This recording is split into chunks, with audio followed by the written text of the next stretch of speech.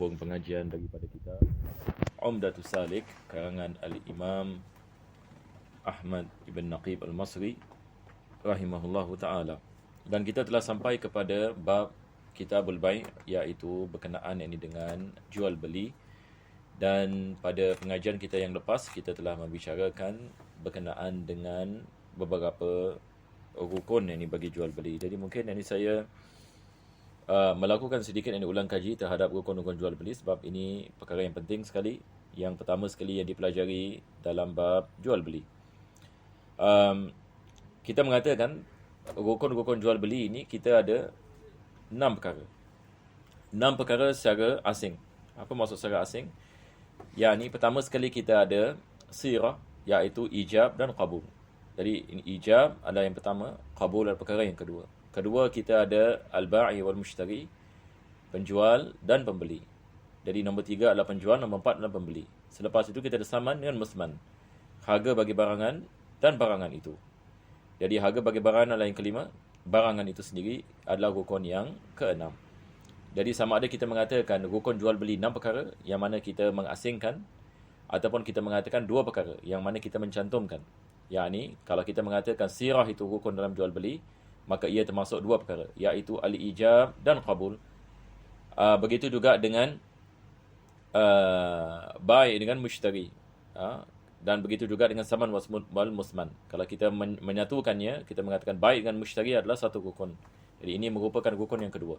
Saman wal musman adalah rukun yang ketiga. Jadi sama ada kita mengatakan 3 secara kita mencampurkan, ataupun kita memisahkan. Kita mendapat 6. Jadi kalau orang mengatakan rukun jual beli ada 3, kita faham maksud 3 adalah 6 perkara tadi. Kalau dia mengatakan 6 perkara, maka maksudnya dia memisahkan daripada satu perkara dengan perkara yang lain. Baik. Ini adalah berkenaan dengan rukun ini jual beli. Dan minggu lepas pertama sekali kita membicarakan tentang sirah. Seperti mana kita lihat dalam kitab, ini kita telah membicarakan bahagian ini. Dan sirah ini yang dimasukkan adalah ijab dan qabul. Jadi penulis beliau membicarakan tentang syarat-syarat sahnya ijab dan qabul. Jadi mesti ada lafaz. Mesti ada lafaz ijab dan lafaz yang ini qabul. Lafaz ini ijab daripada penjual mengatakan saya menjual kitab ini harganya $10. Maka pembeli mengatakan saya membeli kitab ini dengan harga tersebut. Ini adalah misal ijab daripada penjual, qabul ini daripada pembeli. Ataupun penjual mewakilkan orang lain untuk menjual. Maka ini juga adalah perkara yang sama. Maka dia menjual kitab ini tersebut atas perwakilan. Ataupun yang membeli diwakilkan. Yang membeli ini, dia diwakilkan oleh pembeli. Dia seorang pembeli yang ini mewakilkan orang lain ini untuk melakukan beli yang ini tersebut. Maka sama juga. Dia mengatakan, aku menjual kepada engkau sekian. Pembeli yang ini mengatakan, sama ada dia wakil ataupun pembeli mengatakan aku membeli dengan harga ini tersebut dan sebagainya. Jadi ini adalah perkara yang kita membicarakan. Ijab daripada penjual, qabul daripada pembeli. Dan kita boleh terbalikkan, yakni pembeli memulakan dahulu qabul dan diikuti dengan ijab ini daripada penjual. Ini juga dibolehkan. Ini juga disebutkan oleh penulis. Beliau mengatakan wa yajuzu an yataqaddama lafzul mushtari. Lafzul mushtari yakni penjual yakni dia memulakan. Dia mengatakan aku membeli kitab ini dengan harga $10. Penjual mengatakan aku menjual dengan harga tersebut. Pun boleh, tidak ada masalah. Yang ini sama ada penjual memulakan ataupun pembeli yang ini memulakan. Sama juga penulis yang ini mengatakan kalau yang ini pembeli yang ini mengatakan ambillah yang ini kitab ini dengan $10. Ini kita mengatakan kinayah. Ini adalah kinayah. Jadi dalam bab jual beli juga kita ada lafaz yang sharih dengan lafaz yang kinayah. Lafaz yang sharih kita menggunakan lafaz jual beli atau memilikkan. Ini juga disebutkan ini sebelum yang ini. Lepas itu kita ada apa yang dikenali sebagai kinayah, iaitu sindiran. Sindiran seperti kita mengatakan ambillah ini dengan $10. Ambillah. Yani ambillah bukan maksudnya dia memberikan kepada kita hibah sebagai hadiah, tetapi maksudnya aku menjual. Tapi inilah kinayah. Maka kalau dia niat ini jual, maka sah. Dia niat adalah jual, maka sah. Tapi kalau sekiranya dia tidak niat ini menjual, maka ia tidak dikirakan sebagai ini jual beli. Nah, dan begitu juga akhir sekali kita membicarakan alla yatulal fasl. Dia mesti tidak masa yang panjang di antara ijab dan kabul. Sebab tulul fasl yang kaedah ini dalam ilmu fikih, dia membawa erti al-i'rad. Al-i'rad ini maksudnya dia membawa ini erti pembeli tidak mahu yang membelinya. Misalan kalau penjual ini mengatakan aku menjual kepada engkau kitab ini dengan harga $10 tunai. Pembeli yang ini 1 minit ini berdiam diri. Dia diam. Selepas itu dia mengatakan aku membeli kitab ini dengan harga yang tersebut. Ini kita mengatakan tidak sah. Sebab tulul fasl. Lama sangat dia membawa erti yang pembeli ini dia tidak mahu membeli. Jadi kita mengatakan sekali lagi ini awak nak kena melakukan akad. Maka ijab ini dan kabul ini mesti spontan. Naam. Dan begitu juga orang yang bisu dia boleh menggunakan hand signal, ini mengambil makna lafaz. Nah, ini yang akhir sekali penulis ini mengatakan. Jadi ini adalah rukun yang pertama, as-sirah. Jadi penulis menyatukan yakni al-ijab dengan qabul dalam satu rukun. Selepas itu beliau mengatakan yang kedua adalah al-mutabayyi'an. Al-mutabayyi'an yang balik ini kepada dua orang. Satu pembeli, satu penjual. Mutabayyi'. Yang ini asal daripada perkataan baya'a. Baya'a maksudnya menjual satu dengan yang lain. Menjual dan membeli. Jadi ada dua parti. Dua orang. Mutabayi'an. Dua pihak. Jadi sekarang kita akan membicarakan tentang syarat-syarat rukun yang kedua. Rukun yang kedua adalah al-mutabayi'an. Jadi sekarang kalau penjual nak menjual, pembeli nak membeli. Ada syarat-syarat bagi penjual, syarat-syarat bagi pembeli. Pertama sekali, kedua-duanya mesti baligh. Maka tidak sah jual beli daripada kanak yang kecil. Kanak yang kecil. Tapi ulama kita mengatakan kalau harganya benda-benda murah seperti gula-gula ini dimaafkan. Tapi kalau sekiranya budak kecil ini misalan menjual ini sesuatu dengan ada harga, maka tidak sah kita membelinya.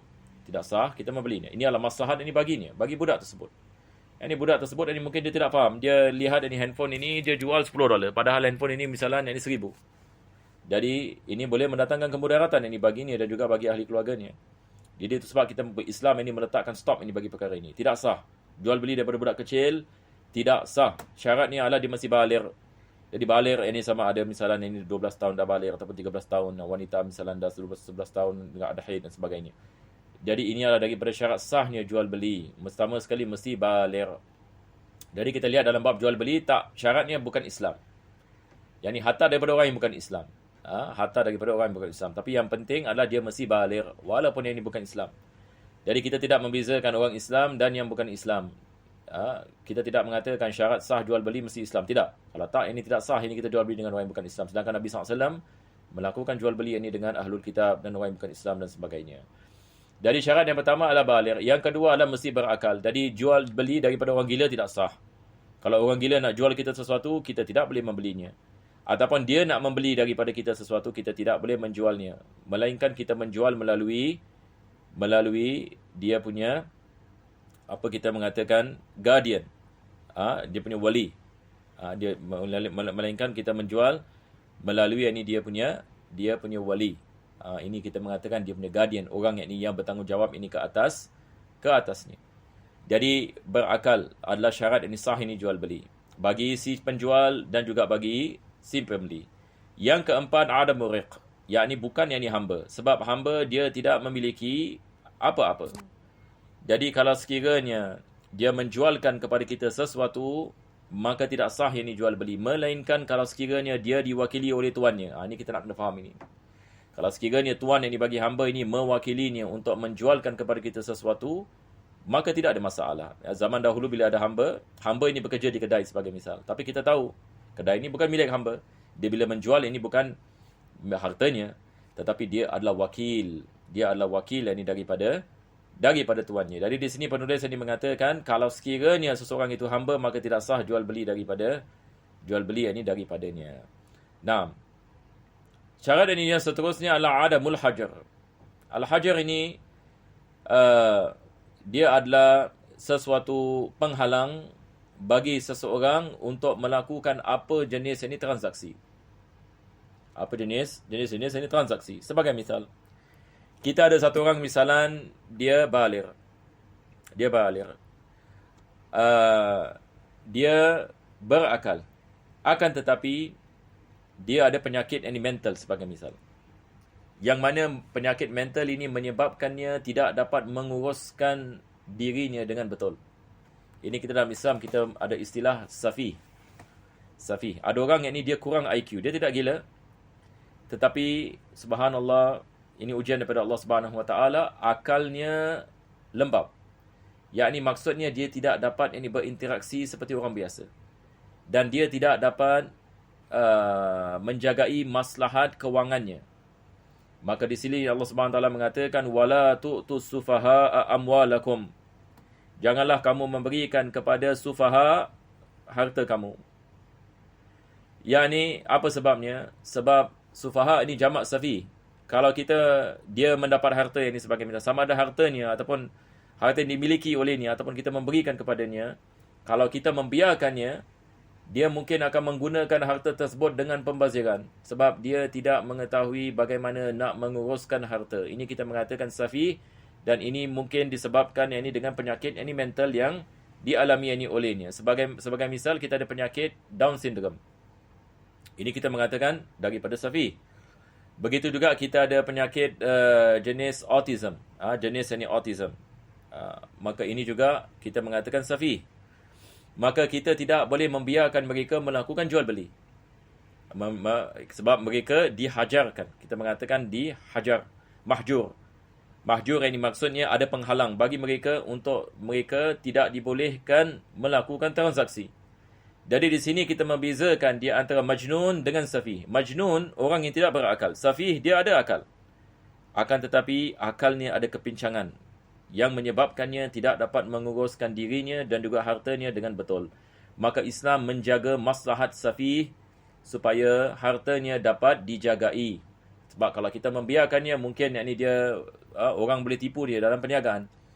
Orang boleh jual benda $1 mengatakan $50. Dia tak tahu, dia beli. Sebab akalnya ada kepincangan. Maka dengan ini kita mengatakan Islam mengatakan tidak sah jual beli safih. Tidak sah.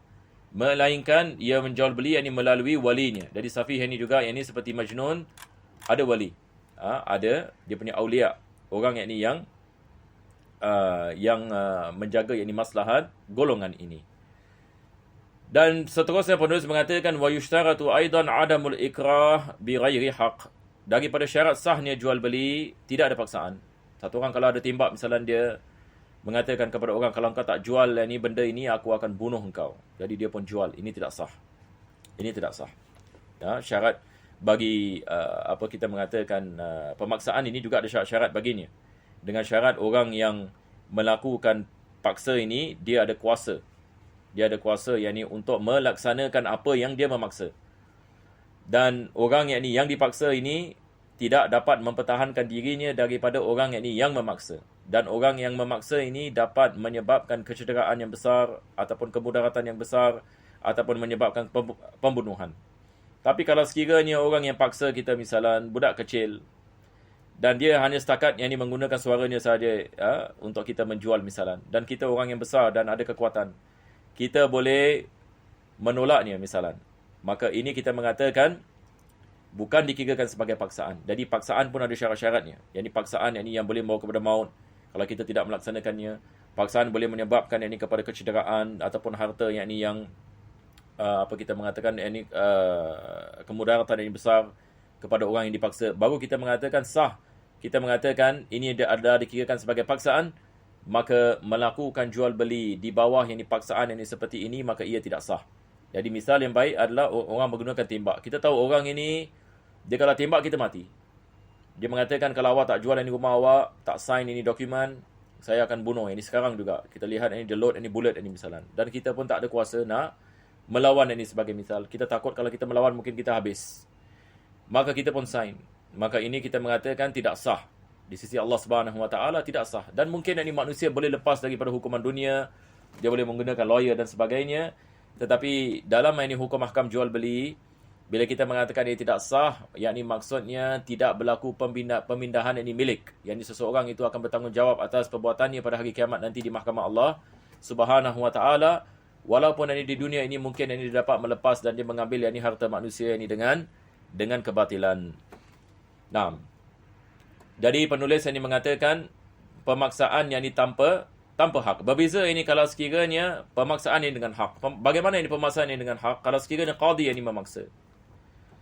Kalau sekiranya ini qadi yang ini melakukan yang ini paksaan. Ataupun yang ini satu orang yang ini misalan dia yang ini melakukan akad ini gadai. Dia melakukan yang ini akad gadai dan dia membelikan rahan.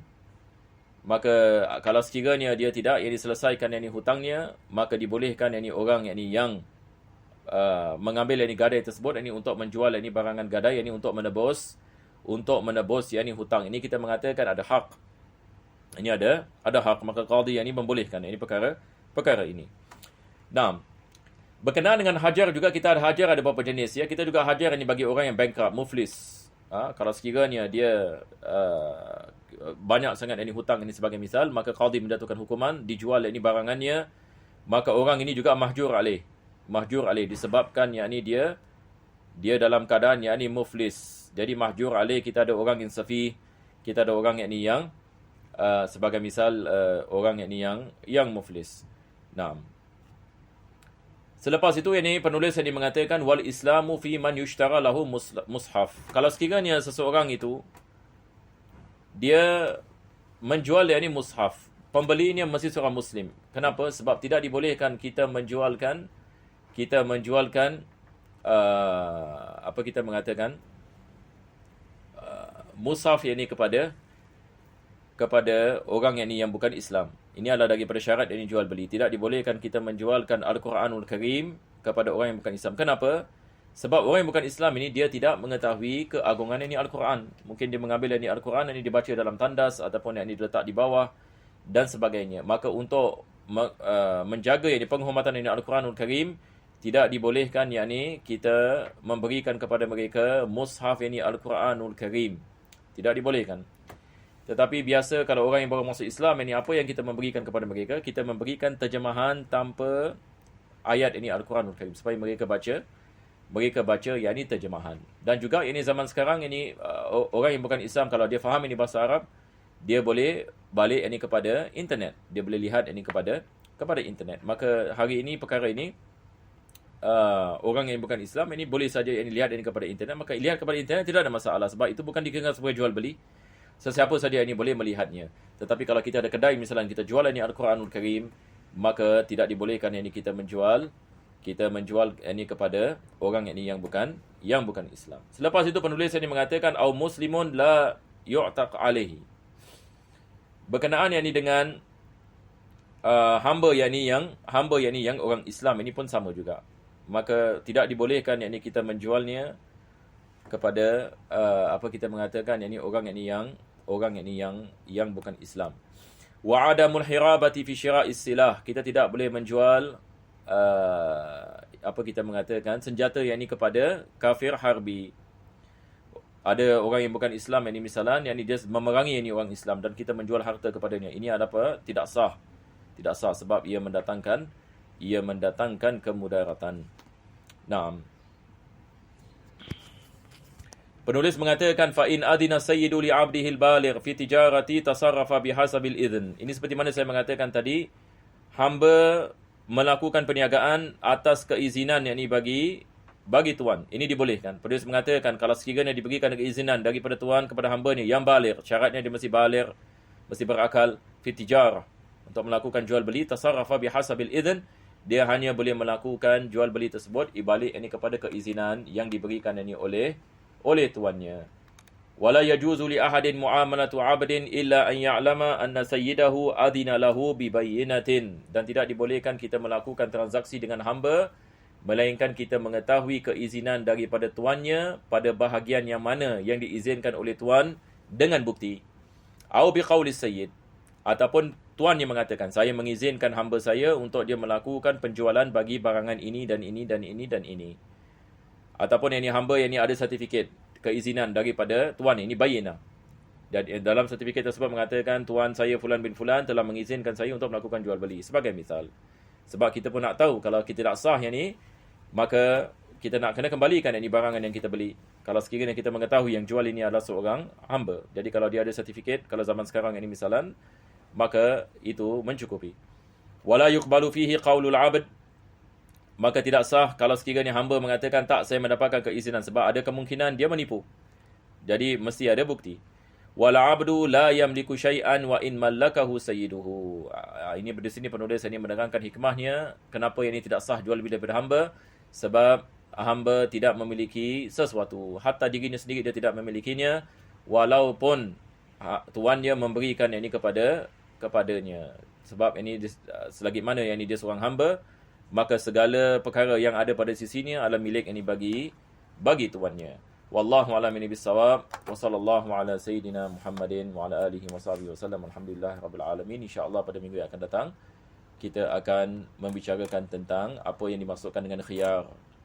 Kita tangguh ini pada minggu yang akan datang. Wa sallallahu ala sayyidina Muhammadin wa ala alihi washabihi wasallam. Alhamdulillahirabbil alamin.